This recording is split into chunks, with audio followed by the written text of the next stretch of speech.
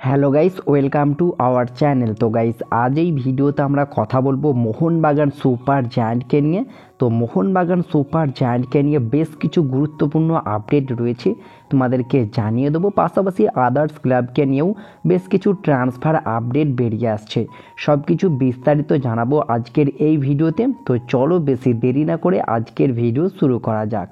Video শুরু করার আগে চ্যানেলে যারা প্রথমবার এসেছো এবং সাবস্ক্রাইব করোনি তারা অবশ্যই সাবস্ক্রাইব করে দিও, পাশের বেল নোটিফিকেশানটিকে অল প্রেস করে দিও, তাহলে পরবর্তী ফুটবল রিলেটেড যে সমস্ত আপডেট তোমরা একদমই মিস করবে না। তো চলো শুরু করা যাক। ফার্স্ট অফ অল আমরা কথা বলে নেব চেন্নাইন এফসিকে নিয়ে। তো চেন্নাইন এফসি দেবজিৎ মজুমদারকে ছেড়ে দিয়েছে, আর দেবজিৎ মজুমদার 2 বছরের চুক্তিতে কলকাতার প্রধান ক্লাব ইস্ট বেঙ্গলে কিন্তু সই করে নিয়েছে। আর দেবজিৎ মজুমদারের রিপ্লেসমেন্ট হিসাবে মুম্বাই সিটি এফসি থেকে চেন্নাইন এফসি মোহাম্মদ নওয়াজকে কিন্তু কনফার্ম করে ফেলেছে। বেশ কিছুদিন ধরেই এই রিমোটটার ব্যাপারে তোমাদেরকে জানাচ্ছিলাম, তবে আজকে একটা গুরুত্বপূর্ণ আপডেট বেরিয়ে আসছে। চেন্নাইন এফসি এই মোহাম্মদ নওয়াজের সইটা কমপ্লিট করে ফেলেছে। তো দেবজিৎ মজুমদারের থেকে কি মোহাম্মদ নওয়াজ বেটার হতে পারে চেন্নাইন এফসিতে? অবশ্যই তোমাদের মতামত কমেন্টে জানিও। পাশাপাশি যদি কথা বলা যায় রাউন্ড গ্লাস পাঞ্জাব এফসিকে নিয়ে, শোনা যাচ্ছে রাউন্ড গ্লাস পাঞ্জাব এফসি একজন ইয়ংস্টার প্লেয়ারকে সই করিয়ে নিয়েছে, যে প্লেয়ারটির নাম হচ্ছে ফাহাদ তিমুরি। আর ফাহাদ তিমুরি বর্তমানে আই লিগের ক্লাব দিল্লি এফসিতে খেলছেন। আর এই প্লেয়ারটির বর্তমান মার্কেট ভ্যালু মাত্র 8 লাখ টাকা। 19 বছর বয়সী ভারতীয় একজন লেফট উইঙ্গার ইয়ংস্টার প্লেয়ারকে নিয়ে কিন্তু পাঞ্জাব এফসি একটা বাজিমাত করতে চাইছে।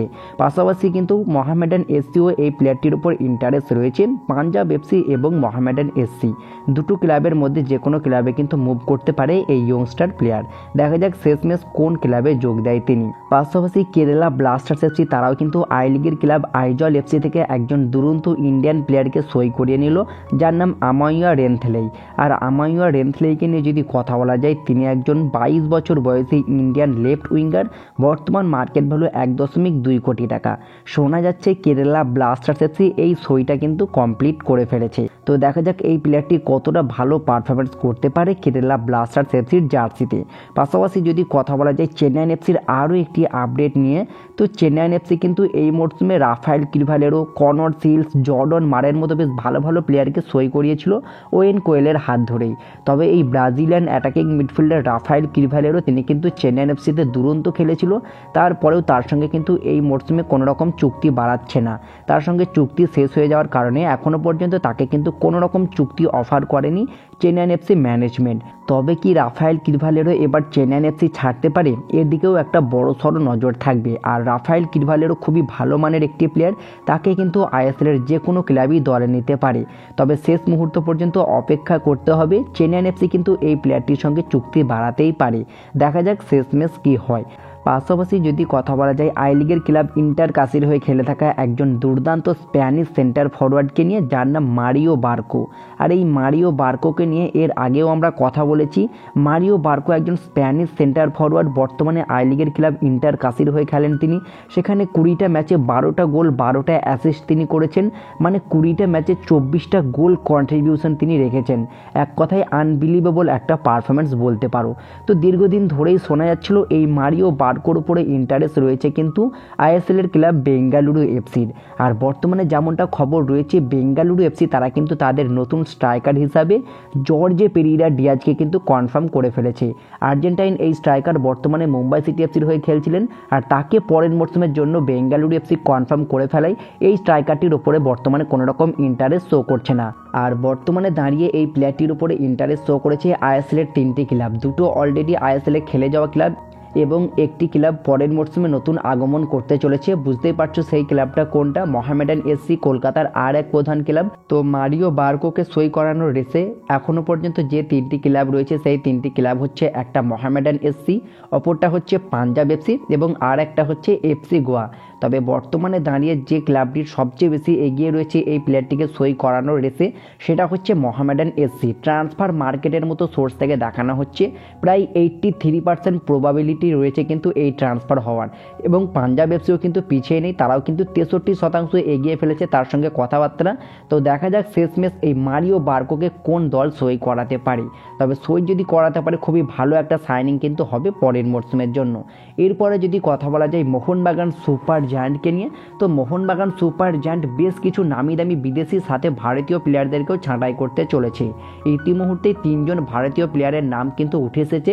একটা হচ্ছে কিয়ান নাসিরি, আর একটা হচ্ছে লালিনিয়ানা হামতে এবং গ্ল্যান মার্টিন্স। এই 3 তারকা প্লেয়ারকে তো ছেড়ে দিচ্ছেই, পাশাপাশি আজকে আরও একটা প্লেয়ারের নাম ভেসে আসছে, খুবই দুর্দান্ত একজন ইয়ংস্টার প্লেয়ার যার নাম ফারদিন আলী মোল্লা। আর ফারদিন আলী মোল্লা একজন 22 বছর বয়সী ইন্ডিয়ান সেন্টার ফরওয়ার্ড, বর্তমান মার্কেট ভ্যালু 40 লাখ টাকা। মোহনবাগান জুনিয়র টিম থেকে উঠে এসে মোহনবাগান সিনিয়র টিমে জায়গা করেছিল, তবে সেভাবে সুযোগ পায়নি। তবে যেটুকু সুযোগ পেয়েছে তিনি নিজেকে প্রমাণ করার চেষ্টা করেছে।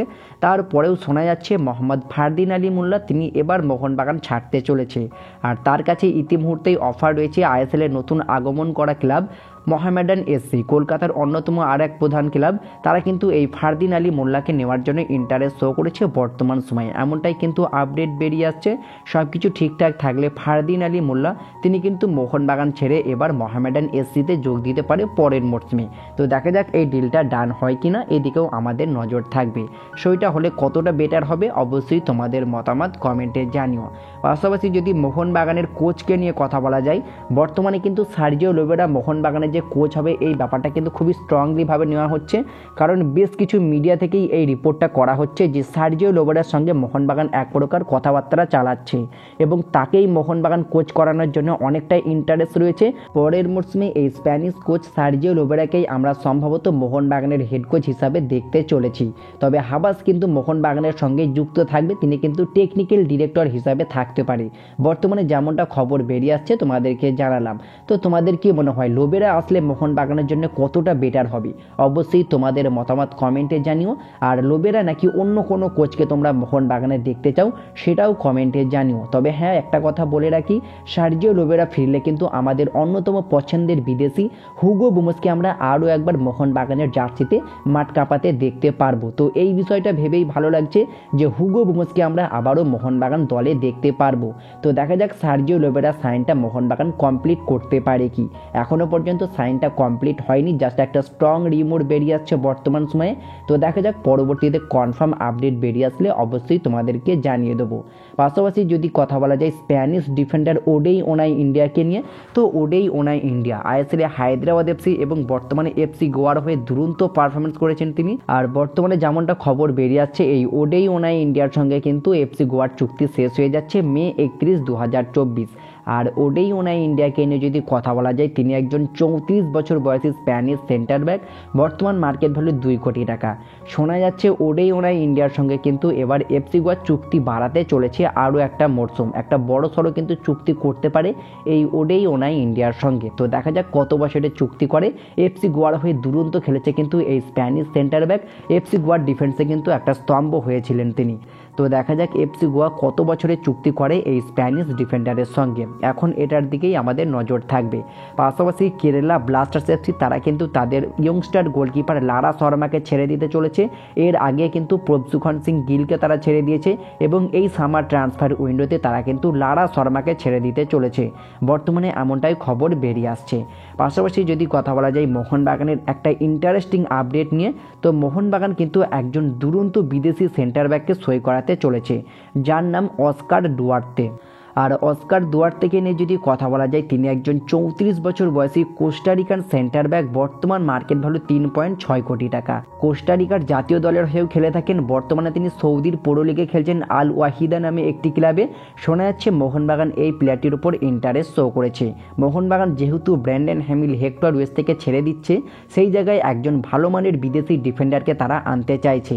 এর আগে ব্রায়ান কালতাক নামে একজন ডিফেন্ডারের নাম শোনা গিয়েছিল, বর্তমানে দাঁড়িয়ে এই প্লেয়ারটি নামও ভেসে আসছে। তবে আমার মনে হয় আইএসএলে খেলে থাকা একজন এক্সপিরিয়েন্স প্লেয়ারকে তাদের নেওয়া উচিত, যেখানে ওডেই ওনাই ইন্ডিয়া এবং মার্কো লেস্কোভিচের মতো ডিফেন্ডার রয়েছে, তাদের সঙ্গে তাদের বর্তমান টিমের চুক্তি শেষ হয়ে যাচ্ছে। এই জায়গায় মোহনবাগান যদি তাদের সঙ্গে একটা বড় সড়ো চুক্তি করতে পারে, সেক্ষেত্রে একটা বেটার সাইনিং হতে পারে। তবে মোহনবাগান কিন্তু বেশ নামি দামি কিছু বিদেশিকে তাদের দলে আনতে চাইছে। তবে তোমাদের কি মনে হয় এখানে নামি দামি বিদেশি আনলে বেশি বেটার হবে, নাকি আইএসএলে খেলে থাকা অভিজ্ঞ কোনো ডিফেন্ডারদেরকে সই করালে বেশি বেটার হবে?